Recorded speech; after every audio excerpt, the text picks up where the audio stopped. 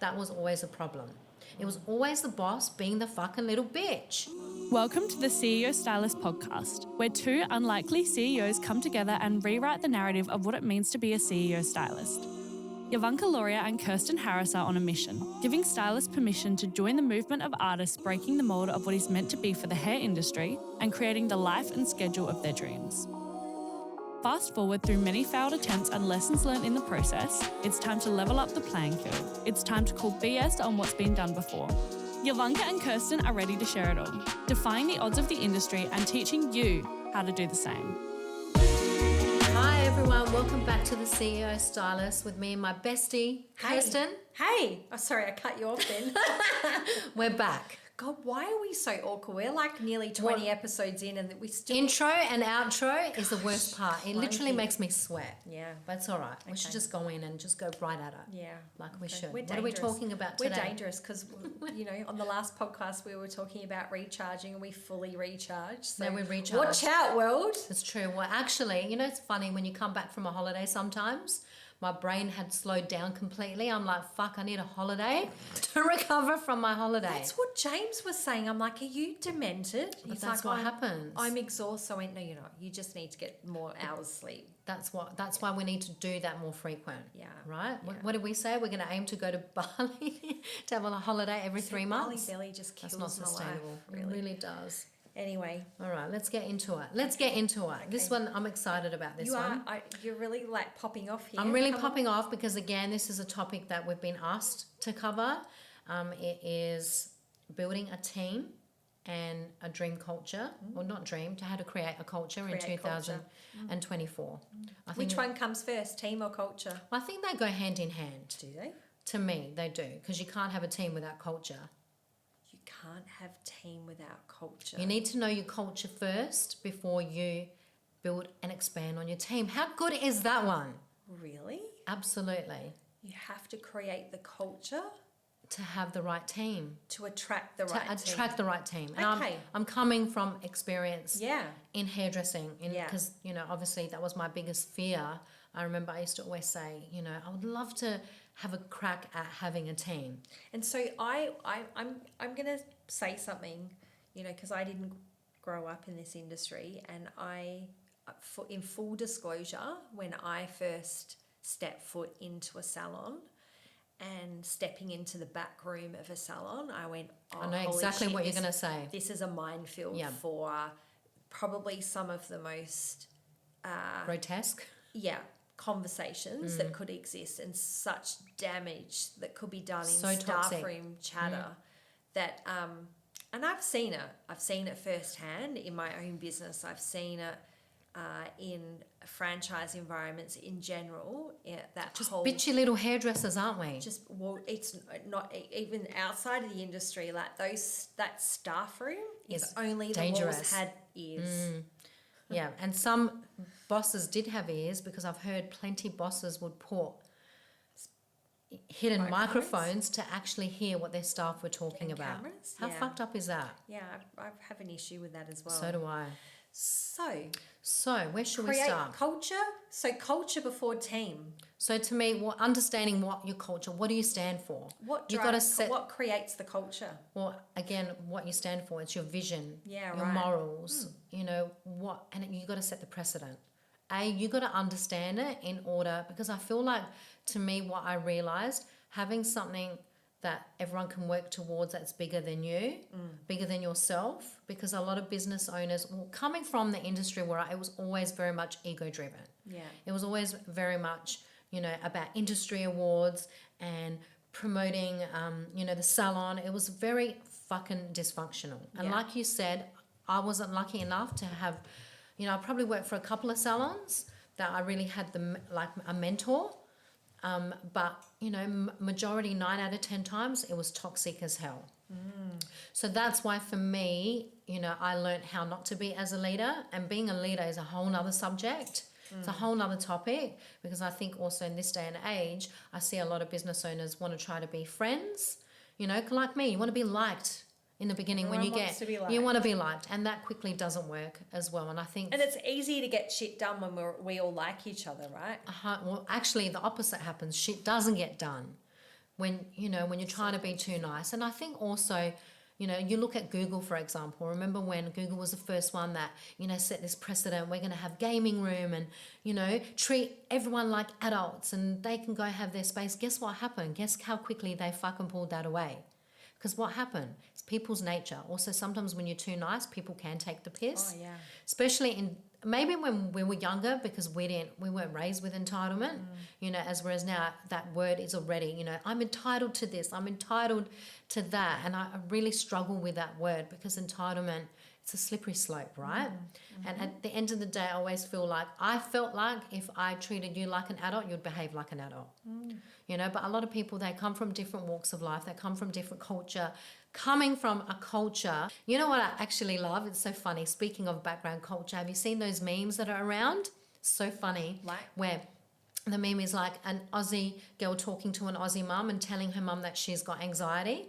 And the mum's like, okay, darling, it's all right, darling. You can just stay at home and you just lay in bed and I'll make you soup and you'll be fine. You can just go to the doctor and you can just go back to work whenever you feel like it. And then it's the opposite, a Russian telling her Russian mum that she's got anxiety, and the Russian mum is like, anxiety? I give you fucking anxiety. She's like, I came to this country with nothing. You get your ass up, you pull your big hell pants up and you go to work. I feel like that's what I would have got as a teenager.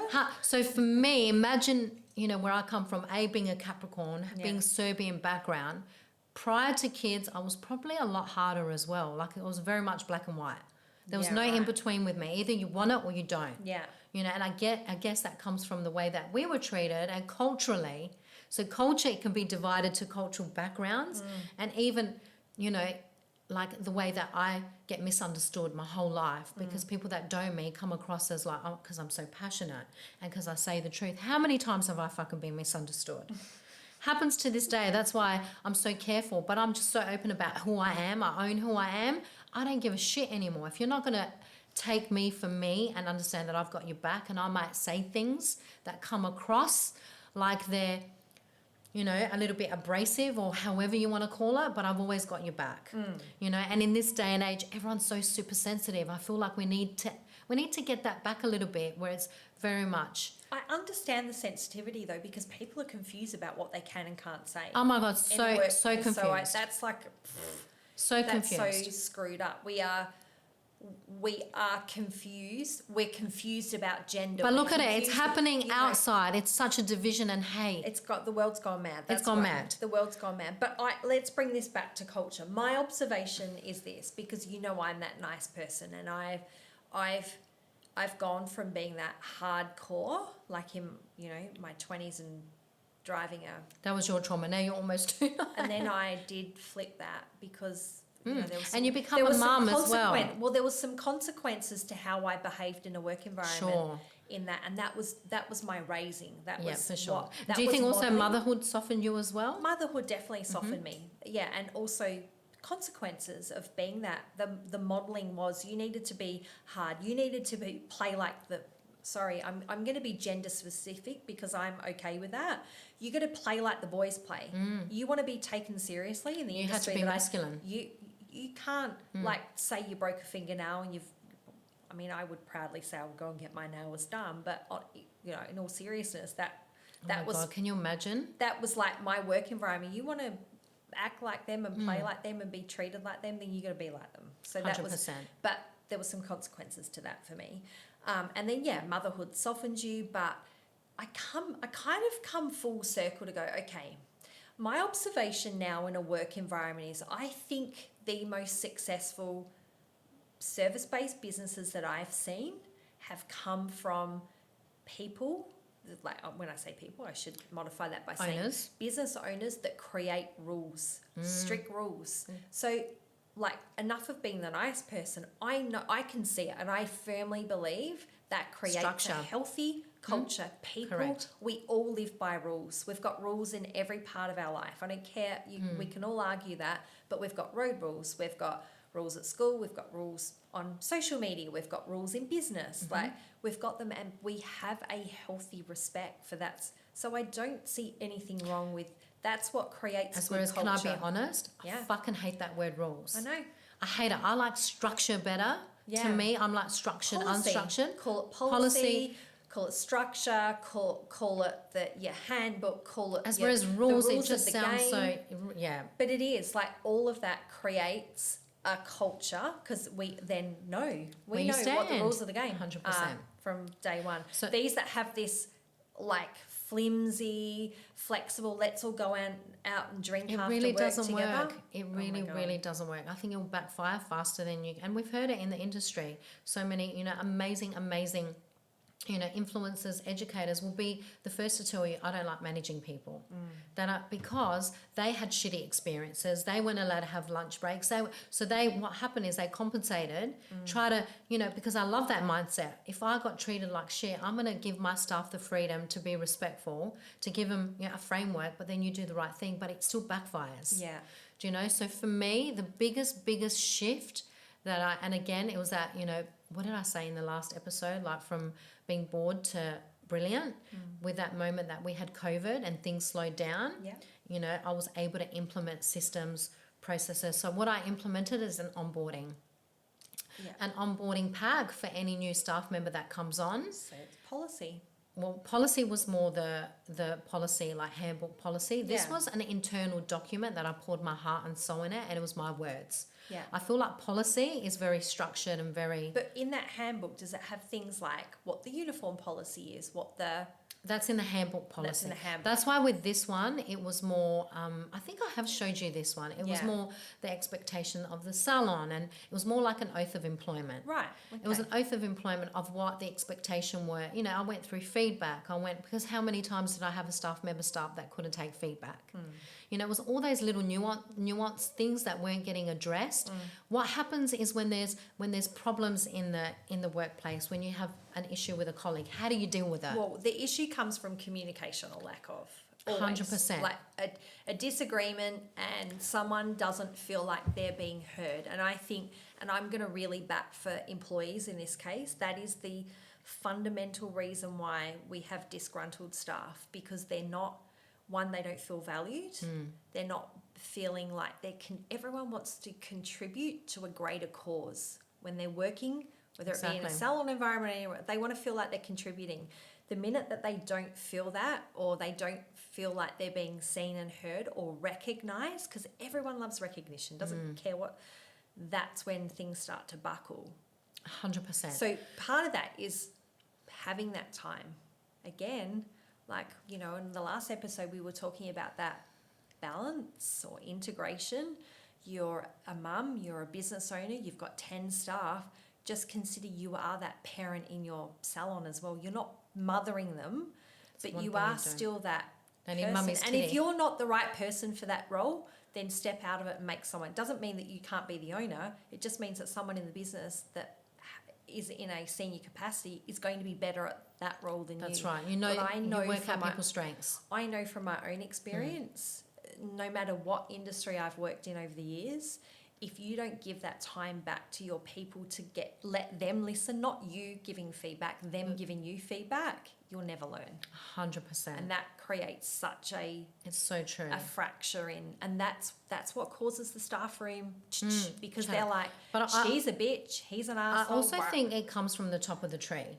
It does. If the top of the tree doesn't squash it and doesn't nip it in the bud straight away, it will fester and it will grow. That's why I say you have to lead by example. What is that saying? Fish rots at the head. As much as I never liked that when things didn't go my way, it's coming from somewhere. Yeah. So for me, going back to that onboarding process, everyone that comes on, it wasn't just their expectations, but it was my expectations, my vision, my whys, my values. So it gives everyone a broad overview instead of everyone looking at something. Like in a small capacity. It gives people the bigger picture, and then you're also giving them bite-sized pieces. And I've gone this is a massive document that's in my own words. It's not so formal like the handbook that says that termination policy, verbally one. It's not structured like that. It's in my own words because it flows better. It's the nice stuff. It's a nice stuff where it's just expressed a lot better. And honestly, that was the biggest turning point for me in my business because it just set the precedent. So no matter what stage employees are in your business. When you rolled that out, you rolled that out. When they I could have rolled been that with out, you for 2 years, 5 minutes, whatever. of course. And I have our vision. Everything is printed up. Like I'm always working on it because it's always evolving and changing. So it becomes a core of your culture. So, and I even went further because culture was never really, coming back to now contractual, contracts. It was never in a contract. So our lawyer had to revise it,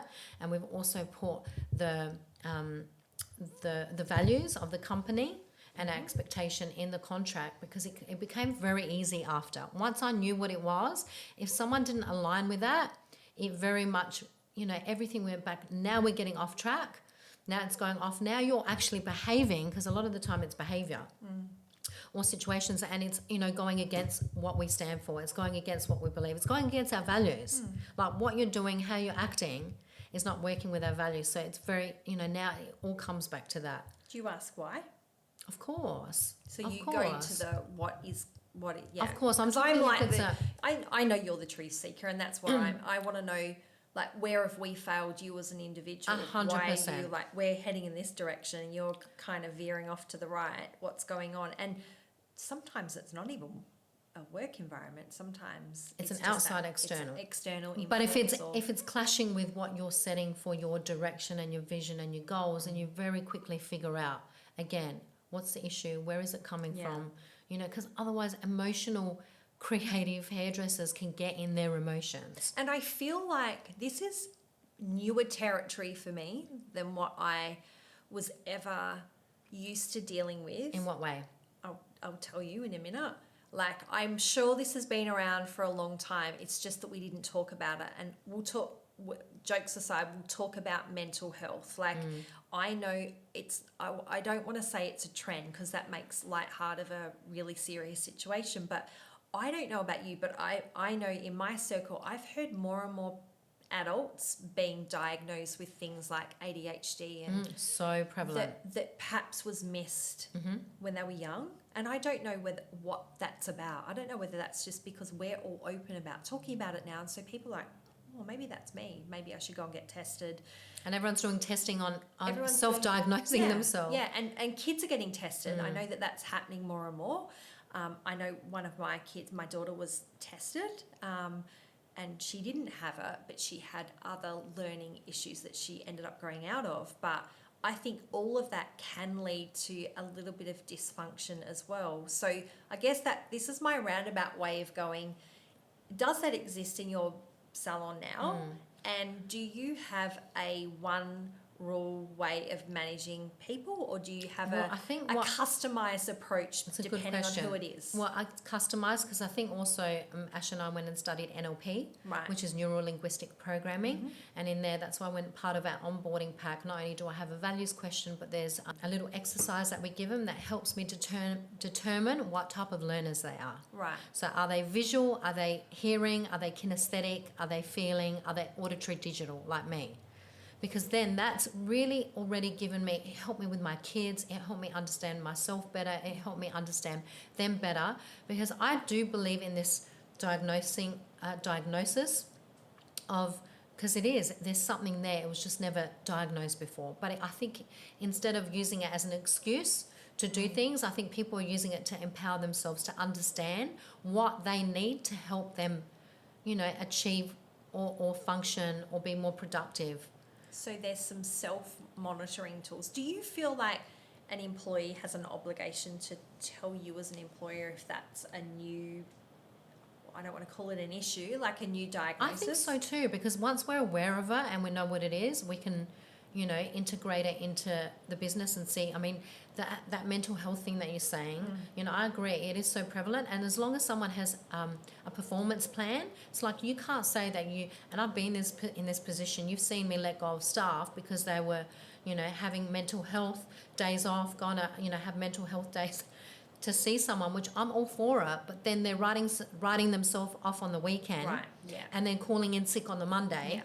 Which is entirely different. This is where I feel like mental health can also, not work, Because if you're saying you've got mental health, then what are you doing? What are you implementing? Yeah, the self-regulating. 100%. Yeah. Like there's things out there. Of course, I went through a period in my 20s where I had depression, but that didn't stop me from going work. But I'm talking about that, like the stuff that they really cannot, that's part of their being, the ADHD, that is going to be triggered based on environment or a client that's rubbed them up the wrong way, that, you know, they get out in the staff room and they're like, I hate my job, I hate it here. Well, they don't. Yes, it's just how they feel happen. today. So I feel like it's stuff like that can be so damaging. I think if it's not controlled, like I feel like ADHD, all those, you know, other diagnosed, I feel like it's a superpower.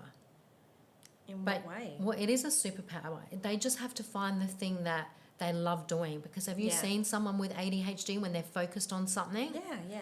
You know, we've got people that work for us that are and they're brilliant. Yeah. I feel like it's more if they're lacking focus or if they're not prioritizing mental health or they're doing things that they shouldn't be doing, that it can go the other way. Yeah. And then it's a problem.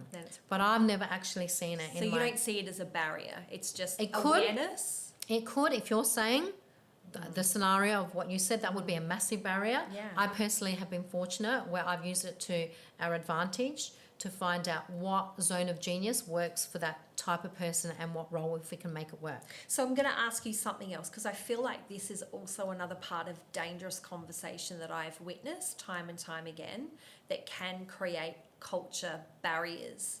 So clients, at what point, everyone has a different personality. Clients come in, they're all different. They all have different wants and needs. And I think everyone that would be listening to this that's in a service-based environment's come across a difficult client, right?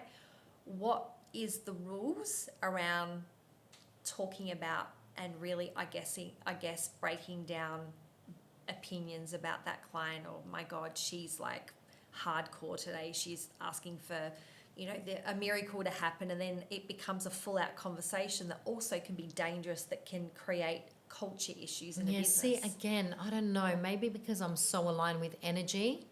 You know, we might have a client here or there. Even the other day I had a client that messaged, they had an issue with her hair. I had called her up. She said, can I please speak to Yovanka? Had a great conversation with her. She's, oh my God, thank you for taking this on. I'm not one to complain. I said, I don't see it as complaining. You know, I see it as giving us feedback. If you don't give us feedback, it doesn't give us the opportunity to fix it. So again, it comes from the top of the tree of who they're going to attract. But what about if that client has just come in as part of their normal routine and out in the staff room?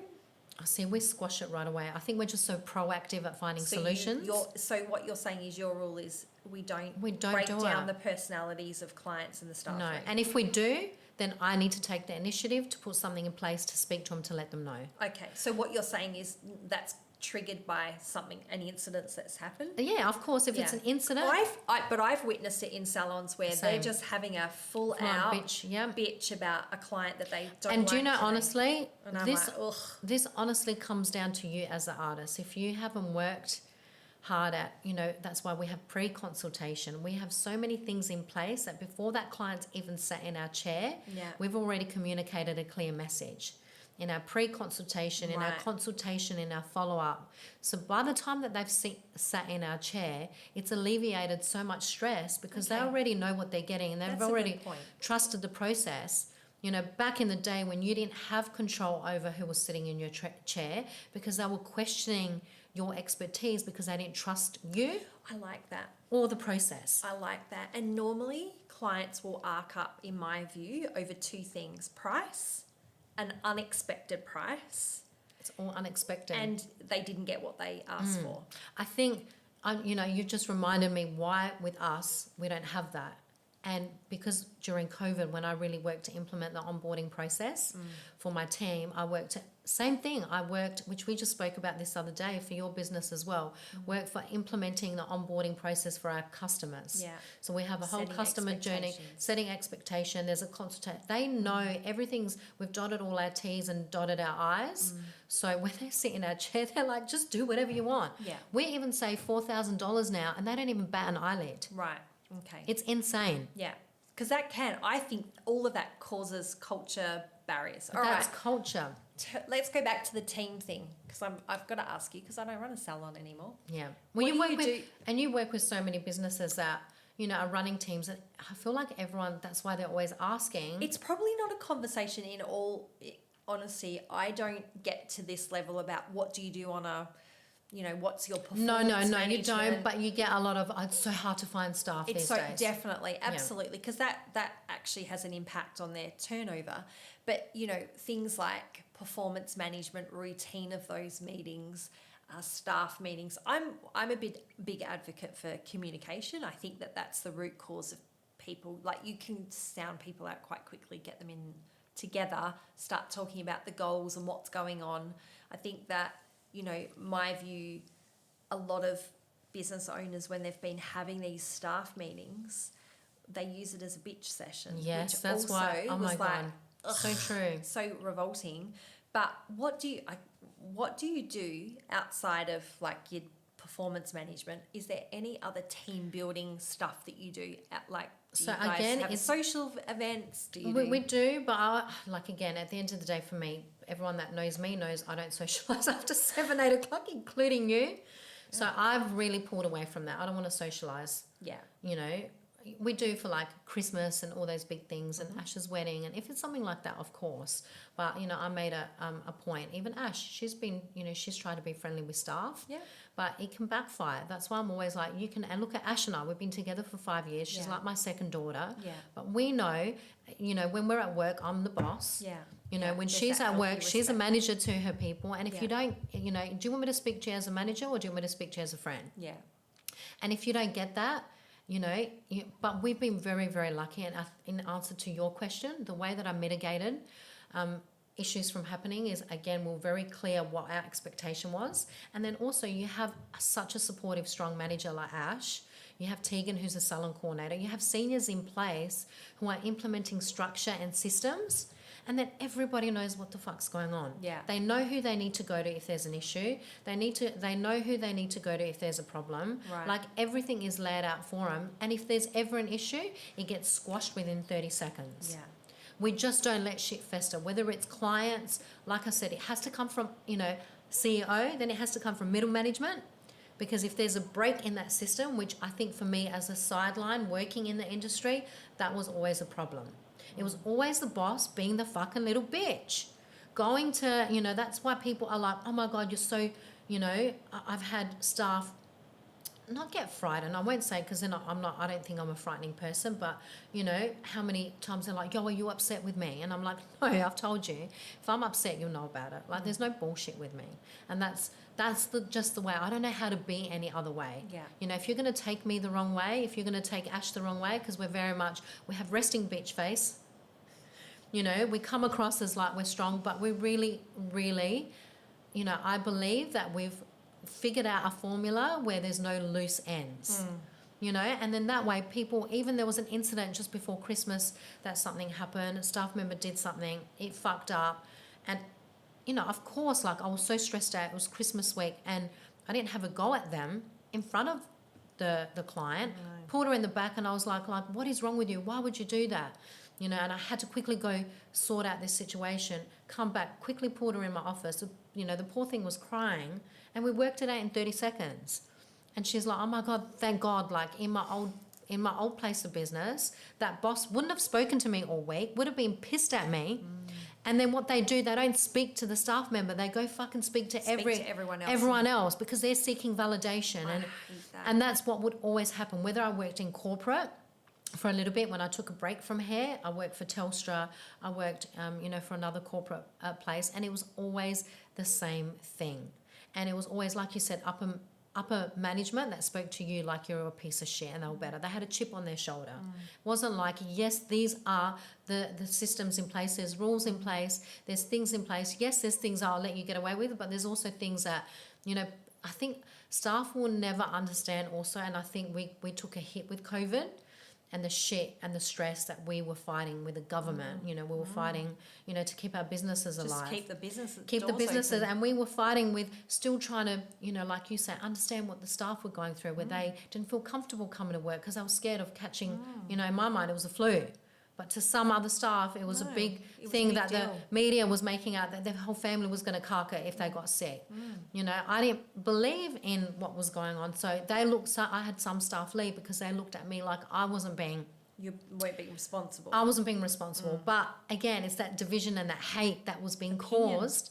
Opinion, because you're very, the way I saw it is like, you guys were lucky that I wasn't pushing vaccines on you. You know, I wasn't doing whereas, you know, again, I hear what you're saying where there's rules, but I'm also that leader that thinks outside the box. So for me, it's just fine. It's been really hard and it's been a journey. And like I say, I'm not perfect. I think I do a great job. I think I can be better. But when you know better, you do better. And I think that's the number one indicator of a good culture and a cohesive team is that first touch point with the salon. So I know for me that, and I'm sure we've all experienced this, no matter what business we've walked into, you know, from a consumer perspective, you can tell the vibe and the culture from the moment that you step foot into that premise. And I'm such a big advocate for you've got to get that right, because that's the make or break. And I think because, you know, I'm in marketing and I know what it takes to win one new client over. You can't afford to lose any of them. And can I also say, because we know like particular salons, we you know, we've heard where there's a client and it's so open, everyone can hear. Like I'm even so mindful. I know what you're going to say. Yes, I know you know what we're going to say. I'm very, very mindful, and this is what I had to nip in the bud with, you know, my girls as well. Never ever speak bad about another hairstylist. It's the worst. Even if you don't think salon. Even if you think that their hair's not right, I always back the hairdresser. Yeah. I say may not have worked for them. And another thing, don't ever bitch about another client. Yeah. And I've heard it time and time, because even I'm like that even as friends. You know, you've been a friend of mine for 4 or 5 years. Have you ever heard about me bitch about anyone? I'm so mindful of it. And if I do come to you with a problem, guess what? I'm dealing with that person. I might come to you for advice, but you know that it's not me bitching to you. You know that it's me trying to work it out, to have a conversation and bring it up, because it's a conversation. It's not confrontation. Yeah. And I really, really, if that's a lesson to anyone, that to me is culture and building a team. So if you can cut that out, get good with yourself. If you have to go work on yourself like I did, leadership, there's so much help out there. I know one day that's what I'm going to be doing. I'm not ready yet, but I'm going to be doing some sort of coaching in leadership. I still need, you know, there's still a few things that I want to do as well. But the biggest thing was doing that onboarding pack. Knowing what you stand for, and also find out about your team. If you're taking a team member on, like you say, ask questions. And don't feel bad if they do have something. They need to be comfortable enough to tell you. You know, the visual, the hearing, the kinesthetic. That's been the biggest thing, because then we know how to tweak and adapt, you know, our learning. Because coming from someone who was, I'm an auditory digital, so to me you need to tell me and then visual, and I'll pick it up. Well, most hairdressers are visual learners. Most hairdressess's are visual. As me, I'm auditory digital, so and then visual second. So to me, I need to hear you once and I'll fucking remember it. And you need to talk fast, because if you don't, you'll lose me, right? And whereas in the beginning, I would be teaching someone how to blow dry, and I'd be like telling them, but then they wouldn't be getting it. Then you get annoyed because you're like, why the fuck aren't they getting it? Because I've told you. Yeah. Because I've told you. But they need to be shown. They need to be shown. So, and again, you know how many times we're even in conversation, and a lot of the time people's flaws, I think us by humans, our biggest flaws are we often project how we are or what we think, our values onto other people. And that's one lesson, if I can, and I still catch myself doing it, hold back, because everybody's different. It's not about you or what you believe or what you think. You can set that precedent and then follow it, because your team will follow, but also find out, like you said, ask them questions so you can meet each other halfway. Yeah. Totally. Like that. Like that? Amazing. All right. Any takeaways? I think that's the takeaway. I think for me, you know, if there was one takeaway for our listeners today, apart from keep listening to our podcast, I want to slide that in. Big plug. And thank you for listening to us, is where to start. If you're listening to this right now and you don't have any of it implemented, don't feel bad, because starting is kind of the best foot forward. And I would definitely start with just having those staff meetings. Pull everyone together. Don't let it be a bitch session and you sitting there talking to them about what's going wrong in the salon. You set the tone. Take it away oh my from God. that. I just set the tone. You've had something else. It's like really set the tone and just listen to your team, get the feedback and shut up. That's what I think step one is, because that you will be intuitive enough to go, okay, now I know what I need to do. 100%. And if you don't know what to do with that information, reach out to one of us, because we'll help guide you. For sure. I think the other biggest thing, the elephant in the room, oh God, we need to dedicate a whole podcast to this. And I actually did a post not that long ago, and it really resonated because I had a few stylists reach out to me and they're like, oh my God, you're so right. Biggest thing is, if you have a smiling assassin or someone who's toxic in your team, do not hold on to them. Do not make excuses for them, like I did for so long, out of fear of losing them, because that is the cancer to your business. You can have the biggest fucking culture in place, one person can but kill if it. that one person, and I've seen other hairdressers, salons hold on because they're the highest earners. And that's the thing. I've let go of, I had a high earner. I'm actually going to share this story in a separate podcast about how this, was a high earner, but was talking shit the minute that I, walked out, and to clients, and how I nipped it in the bud, took them outside, sat them down. I wasn't rude about it. I'm just straightforward. When you're going to do that, I've worked too fucking hard to let anyone, and because I've come from that environment, at the end of the day, don't work against me. If you're a senior and you're talking shit and you're not actually working with me, I don't care how much money you bring, because that will actually damage my business so much more than But imagine if you didn't have that conversation, and that's what I'm going to. What about all those? But so many do sweep it under the rug. Well, they don't have it. They're not aware. But they are. I think they are aware, but they just choose to deny it because they're holding on out of fear for the money, right? So this person, guess what happened? This person resigned. And guess what happened to this person? Person is still talking shit about me to this day. Absolutely. Guess what also happened?